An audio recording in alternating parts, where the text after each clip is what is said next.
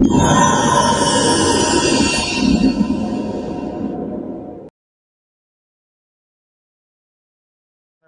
discuss several of the high-profile examples of urologists who've been victims of violence. I mean, I have a few names from the newspapers that I know you've been very, very familiar with: Ronald Gilbert, Charles Goldien, Ronaldo Hernandez. Do you want to comment on some of those cases and for the?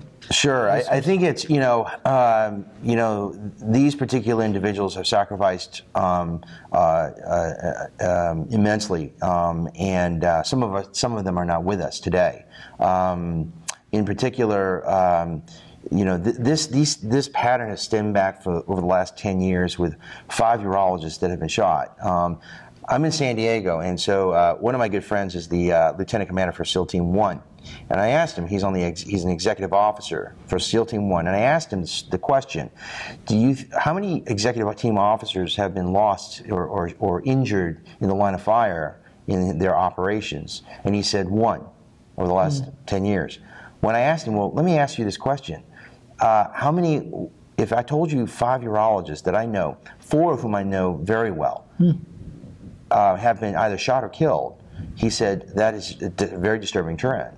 So, be that as it may, Rhee's unfortunate incident occurred from a guy who had prostate cancer, and this particular gentleman had it well thought out and well planned. These are premeditated, planned events. So it's gotten to that point that they're waiting and figuring out what they want to do.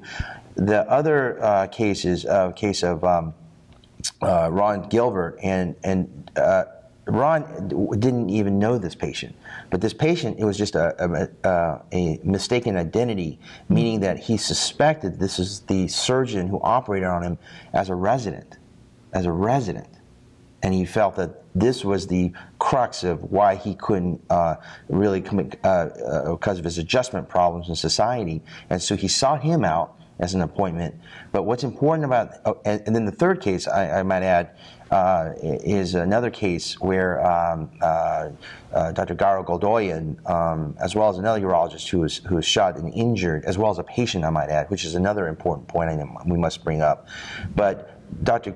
Goldoyan, this particular gentleman walked into the waiting room, cleared the waiting room out by saying, "Clear this out.